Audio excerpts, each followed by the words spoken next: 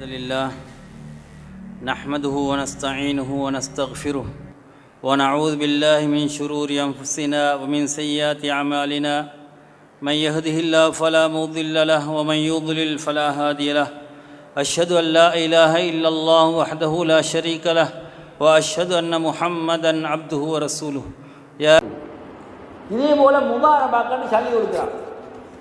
இது வட்டி என்று இல்லாட்டியும் கூடாது. முதாரபாக்கன்னு சொல்லி கொடுக்குறான், அது கூடும். முதாரபாக்கு சொல்லி கொடுக்குறான். முதாரபானா என்ன?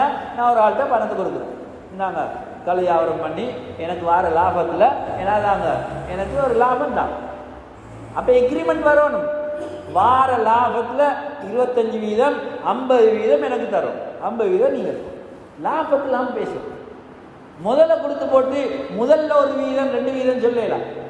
இந்தாங்க 2 லட்சம் பிடிச்சிக்கோங்க, எனக்கு 2% தாங்க. 2% வந்தால் 2 லட்சத்துக்கு 2%. நயம் வந்தோ வரலையோ முதல்ல என்ன செய்ய 2%. இதுதானே வங்கி செய்யுது, பேங்க் இதுதானே லோன் எனக்கு தந்து போட்டு செய்யுது. இது கூடாது, இது வட்டி.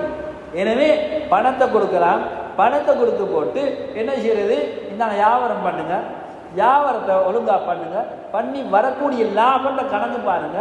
வார லாபத்தில் இத்தனை வீதம் தான், இது பிரச்சனை. ஆனால் வார லாபத்தில் இவ்வளோ ஒரு தொகை தான், 5000 ரூபா தாங்க, 10000 ரூபா ஐசல் வேற. இந்த எல்லாரும் முகாரமான சளி எடுக்கிறார். சளி எடுத்து ஒரு 3 மாதம் 5000 தான், மாதம் 10,000. அவர் லொஸ்டானாலும் சரி, லொஸ்டானாலும் சரி, அவருக்கு கூட லாபம் வந்தாலும் சரி, குறைய லாபம் வந்தாலும் சரி, 5000. இது சரி வராது, இது பிழையான முறை. இது வட்டி அல்லாட்டியும் இது பிழையான முறை, ஹராமான முறை. எனவே நாங்கள் வார ரேஷோ ஒன்று பேசுவோம் தான். அப்போ எக்ரிமெண்ட் டீ பெஸ்ட்டுக்கு சும்மா சண்டையை கொடுத்து போட்டு எல்லாம் என்ன செய்யறது, தூங்க கயிறு இல்லாமல் போனது போகிறது தடமா இருக்கு. இப்போ என்ன இல்லை, நான் பேசி கொடுக்கல, நயந்தாங்கன்னு தான் கொடுத்தேன், எவ்வளோன்னு சொல்ல, இது பிழை. எனவே எத்தனை வீதம் தர போறீங்க எழுதுங்க. நீங்கள் ஒரு கொடுக்கல் வாங்க சொன்னா எழுதுங்க, இத்தனை வீதம் நீங்கள் தார எக்ரிமெண்ட். இந்த அடிப்படையில் வியாபாரம் பண்ணும். சும்மா நினைச்ச மாதிரி பண்ணி போட்டு எல்லாம் முட்டினத்து பிறகு என்ன செய்யறது, ஃபத்வா கேட்டுவார். அன்புக்குரிய இஸ்லாமிய சோழர்களே, எனவே நாங்கள் விளங்கி செய்வோம் கொண்ட செய்யும்போது. எனவே முபாரபா செய்யலாம். முபாரபானா இன்னொருத்தட்டு கொடுத்து எனக்கு வியாபாரம் பண்ண தெரியும், அவருக்கு வியாபாரம் பண்ண தெரியும், அவர்கிட்ட சல்லி இல்லை, நான் சல்லியை கொடுக்குறேன், பிரச்சனை இல்லை.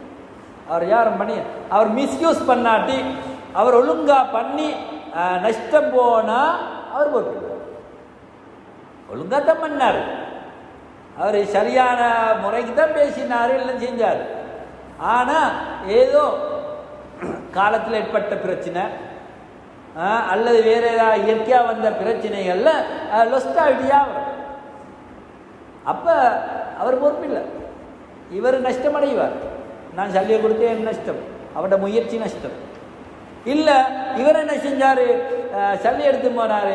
சல்லி எடுத்து போயிட்டு வியாபாரத்துக்கு போகிறோம் என்ன செய்வான், இந்தியா போனால் அல்லது பேங்காக் போனால் 2 நாள் வந்துடுவான், 1 நாள் வந்துடுவான், அடுத்த விளையாட்டுக்கு ஏறி வரும். இவர் என்ன செய்யற, நல்லா ஜொலி கொண்டாடினார். அங்கே போயிட்டு நல்லா என்ன ரூம் எல்லாம் புக் பண்ணி என்ன செஞ்சார், ஈந்து போட்டு என்ன செஞ்சுட்டு வியாபாரம் லொஸ்ட் ஆகிட்டு, வியாபாரம் லொஸ்ட் ஆகிட்டு.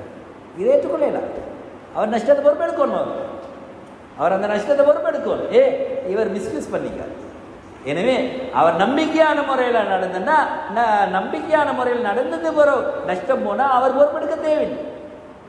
இல்லை அவர் நம்பிக்கை இல்லாத முறையில் நடந்தா அவர் பொறுப்பெடுக்கும்.